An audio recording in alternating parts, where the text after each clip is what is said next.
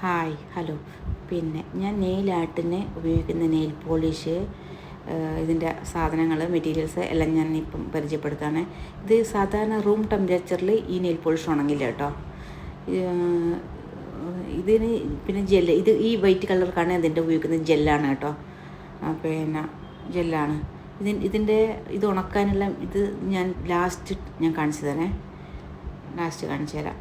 ഇത് പല കളറിൽ നെയിൽ പോളിഷ് കിട്ടും. ഇത് പല കളറിൽ ഇത് വെച്ചിട്ടാണ് ഇതിൻ്റെ കളറിൻ്റെ ഡിസൈൻ കൊടുക്കുന്നത്. പിന്നെ ഇത് എന്താണെന്നറിയുമോ, അതിൻ്റെ മുകളിൽ ഡെക്കറേഷൻ ചെയ്യുന്ന ഡയമണ്ട്സ്, സ്റ്റാർസുകൾ, പിന്നെ ഇങ്ങനെ പല ഡിസൈൻ കിട്ടും കേട്ടോ. ഇത് വേറെ വാങ്ങിച്ചിട്ട് നഖത്തിൻ്റെ മുകളിൽ ഒട്ടിക്കുക ചെയ്തുണ്ട്. ഇത് പല വിധത്തിലും കിട്ടും, പല തരത്തിൽ. ഇത് ഒരു ഡയമണ്ട് ആയിട്ടുള്ള ഇതാണ്, പല തരത്തിലുള്ള. ഇത് ചെറിയ ഡയമണ്ടുകൾ. ഇതൊക്കെ വെച്ചിട്ട് ഞങ്ങൾക്ക് ഏത് ഡിസൈനും ഓരോരുത്തർ ഇഷ്ടത്തിനനുസരിച്ച് ഞങ്ങൾക്ക് ചെയ്ത് കൊടുക്കാൻ പറ്റും. ഇതാണ് അതിൻ്റെ ഡയമണ്ട്സ്, പല ഡയമണ്ട്സ് സ്റ്റിക്കർ ഉണ്ട്. ഇതും പല ടൈപ്പിലെ മോത്തികളാണ് അതിന് ഉപയോഗിക്കുന്നത്, സ്റ്റോൺസ് ടൈപ്പ്. അതിന് ഓരോ റേറ്റിൻ്റെ ഓരോ വിലയുണ്ട്. ഇതിൽ വില കുറഞ്ഞതുണ്ട്, വില കൂടിയതുണ്ട്, പല ഇതിലുണ്ട്.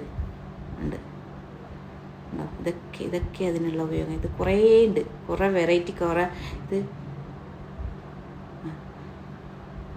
പിന്നെ